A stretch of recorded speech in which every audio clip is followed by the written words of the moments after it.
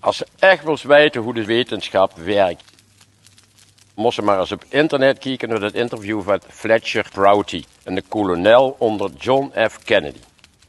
En dan kun je zelf bedenken waarom dat die Rockefellers uit een olie zijn gestapt en in erneuerbare energieën zien gaan investeren. Ja?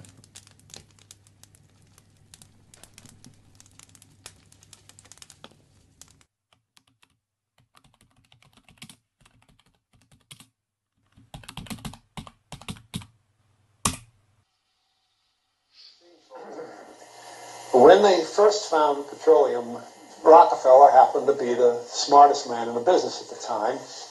So in order to get the price up, they hit on the idea that they would have to make it appear to be scarce. In 1892, there was a convention in Geneva of scientists to determine what organic substances are. So at this Geneva convention, Rockefeller took advantage of sending some scientists over who said oil, petroleum, is hydrogen, oxygen, and carbon. Therefore, it must be derived from the spoiling, the rotting of formerly living matter. And playing the game properly, when this scientific convention was over, they defined oil as a residue from formerly living matter. It's called fossil fuel for the minds of the public to feel that it is an asset that is running out. Professor Kacharov, a scientist who claims through laboratory tests the existence of abiotic oil. Well, that will be something.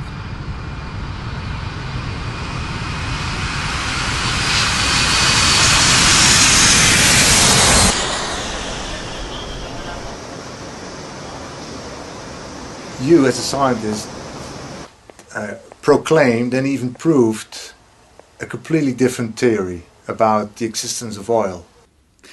Well, according to our, I would say, controversial point of view, hydrocarbons is the product of our planet.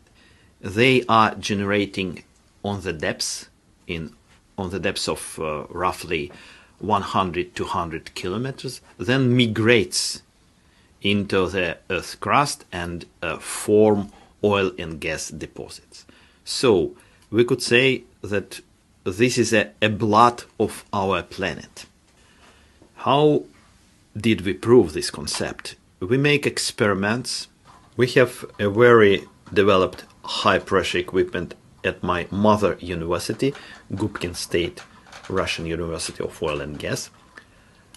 I try to explain it very simple. This is a surface of the Earth. This is a depth of roughly 100 kilometers. This is a crust of the Earth. Below 100 kilometers, there are donors of carbon and hydrogen. We add in this mixture ferrum oxide and put this mixture in the capsule, pressurize it and raise the temperature. Then in the end we have a mixture of hydrocarbons in distribution of at least natural gas methane, ethane, propane and butane. The mixture of these hydrocarbons from this depth to the crust could be moved via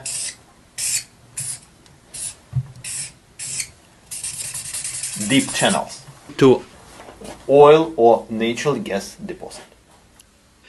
There are no doubts that hydrocarbons, and natural gas particularly, could be generated in astronosphere of our planet on the depths of 100 to 100 kilometers. So then you're saying that it is infinite as well? Yes, indeed. That the world is producing it over and over again? Yes. But I do hear stories that oil fields are running out and they're closing the oil fields because there is no oil anymore. people take oil very quickly. And if we will come back to this oil field in 50, 60 years, we could see that new oil came to these oil fields. There are a lot of samples, for instance, in Romashkina oil field in Russia, in different oil fields in Russian Caucasus. After a certain time, new oil came in old oil fields, and this oil could be only from the depths. We use oil, crude oil, to produce most of the fuel which we use for our vehicles and heating equipment. According to very known calculation, we do use only 15% of oil produced every year. 15%.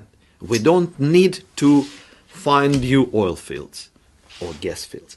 We don't need to accelerate oil and gas production. We just need to increase the efficiency of the processes which we used for our civilization. The amount of hydrocarbons in deposits, it's not a problem. The problem is how do we use oil and natural gas.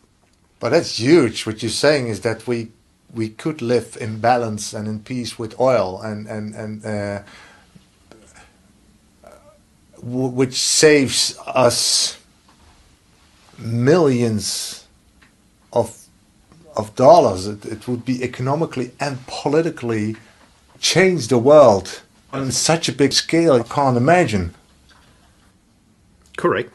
And I mean, why I'm not reading and seeing this in the mainstream media? Your question is your answer.